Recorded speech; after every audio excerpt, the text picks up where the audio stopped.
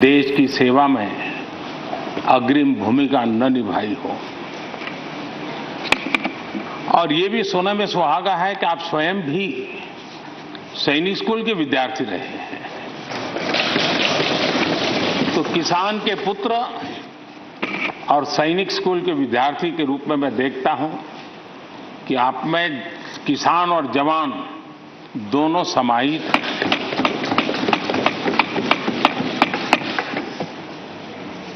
मैं आपकी अध्यक्षता में इस सदन से सभी देशवासियों को आर्म्ड फोर्सेस फ्लैग डे की भी शुभकामनाएं देता हूं। मैं इस सदन के सभी आदरणीय सदस्यों की तरफ से देश के आर्म्ड फोर्सेस को सैल्यूट करता हूं।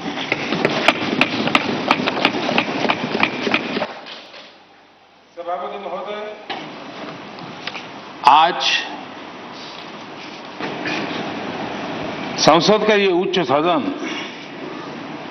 एक ऐसे समय में आपका स्वागत कर रहा है जब देश दो महत्वपूर्ण अवसरों का साक्षी बना है। अभी कुछ ही दिन पहले दुनिया ने भारत को G20 समूह की मेजबानी का दायित्व सौंपा है। साथ ही ये समय अमृतकाल के आरंभ का समय है। ये अमृतकाल एक नए विकसित भारत के निर्माण का कालखंड तो होगा ही, साथ ही भारत इस दौरान विश्व के भविष्य की दिशा तय करने में भी बहुत अहम भूमिका निभाएगा। आदरणीय सभापति जी, भारत की इस यात्रा में हमारा लोकतंत्र, हमारी संसद, हमारी संसदीय व्यवस्था, उसकी भी एक बहुत महत्वपूर्ण भूमिका रहेगी। मुझे खुशी है कि इस महत्वपूर्ण कालखंड में उच्च सदन को आपके जैसा सक्षम और प्रभावी नेतृत्व मिला है। आपके मार्गदर्शन में हमारे सभी सदस्यगण अपने कर्तव्यों का प्रभावी पालन करेंगे। ये सदन देश के संकल्पों को पूरा करने का प्रभावी मंच बनेगा।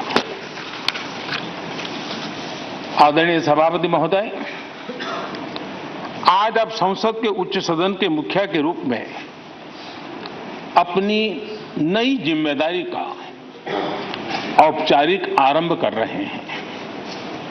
इस उच्च सदन के कंधों पर भी जो जिम्मेदारी है, उसका भी सबसे पहला सरोकार देश के सबसे निचले पायदान पर खड़े सामान्य मानवीय के हितों से ही जुड़ा है।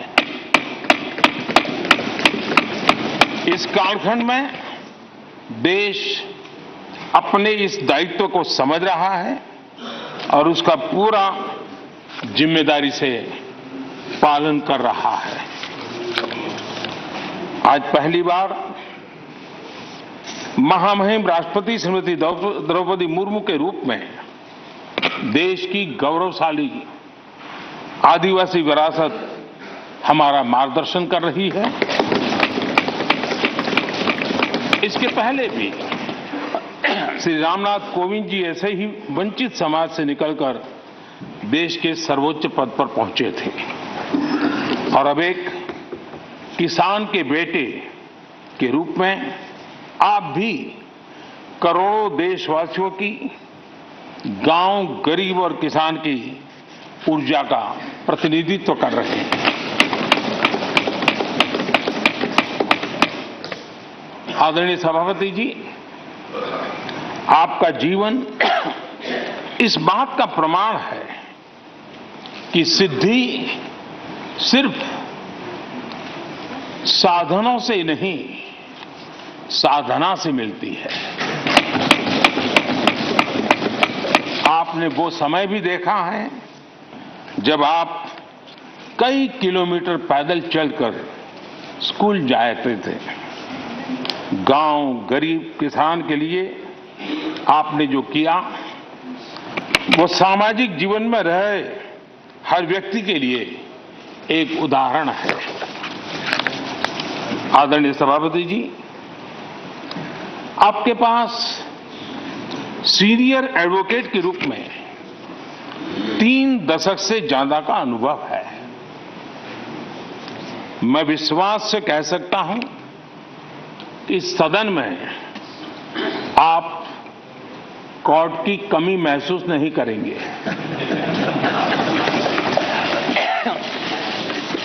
क्योंकि राज्यसभा में बहुत बड़ी मात्रा में वो लोग ज्यादा हैं जो आपको सुप्रीम कोर्ट में मिला करते थे, और इसलिए वो मूड और मिजाज भी आपको यहां पर जरूर अदालत की याद दिलाता रहेगा। आपने विधायक से लेकर सांसद, केंद्रीय मंत्री, गवर्नर तक की भूमिका में भी काम किया है। इन सभी भूमिकाओं में जो एक बात कॉमन रही वो है देश के विकास और लोकतांत्रिक मूल्यों के लिए आपकी निष्ठा।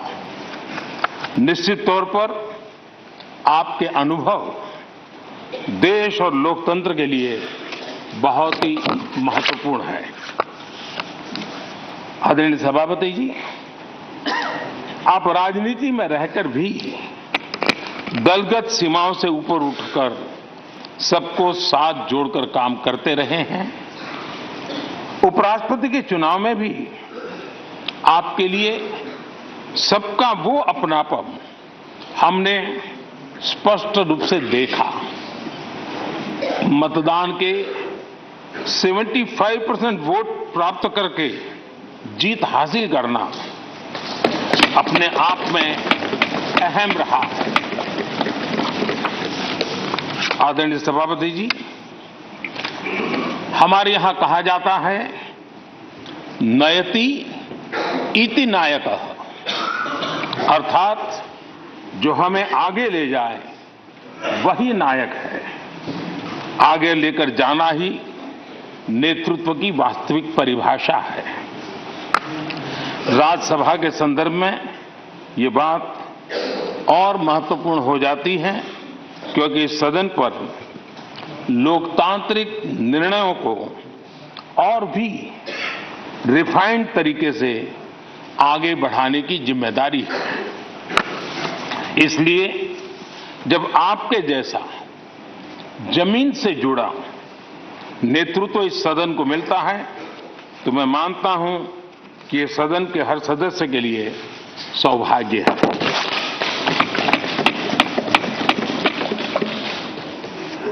आदरणीय सभापति जी, राज्यसभा देश की महान लोकतांत्रिक विरासत की एक संवाहक भी रही है और उसकी शक्ति भी रही है। हमारे कई प्रधानमंत्री ऐसे हुए जिन्होंने कभी न कभी राज्यसभा सदस्य के रूप में कार्य किया। अनेक उत्कृष्ट नेताओं की संसदीय यात्रा राज्यसभा से शुरू हुई थी। इसलिए इस सदन की गरिमा को बनाए रखने और आगे बढ़ाने के लिए एक मजबूत जिम्मेदारी हम सभी के ऊपर है। आदरणीय सभापति जी, मुझे विश्वास है कि आपके मार्गदर्शन में ये सदन अपनी इस विरासत को, अपनी इस गरिमा को आगे बढ़ाएगा, नई ऊंचाइयां देगा। सदन की गंभीर चर्चाएं, लोकतांत्रिक विमर्श लोकतंत्र की जननी के रूप में हमारे गौरव को और अधिक ताकत देंगे। आदरणीय सभापति महोदय जी, पिछले सत्र तक हमारे पूर्व उपराष्ट्रपति जी और पूर्व सभापति जी इस सदन का मार्गदर्शन करते थे और उनकी शब्द रचनाएं, उनकी तुकबंदी सदन को हमेशा प्रसन्न रखती थी। ठहाके लेने के लिए बड़ा अवसर मिलता था।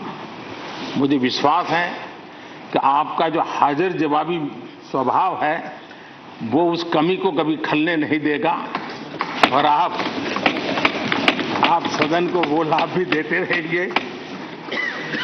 इसी के साथ मैं पूरे सदन की तरफ से, देश की तरफ से, मेरी तरफ से आपको बहुत बहुत शुभकामनाएं देता हूं। धन्यवाद।